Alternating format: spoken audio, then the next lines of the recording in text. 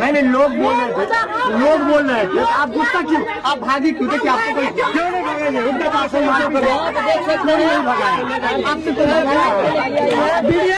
आरती भी गलत है। जिस माँ बाप ने आपको पाला है, पोसा है, बड़ा किया है, जब उसके नहीं हो सकते हैं तो आप अपने प्यार का क्या घंटा होइएगा। आरती छोटू ने जो भी किया, हत्या किसी भी चीज का सॉल्यूशन नहीं होता है।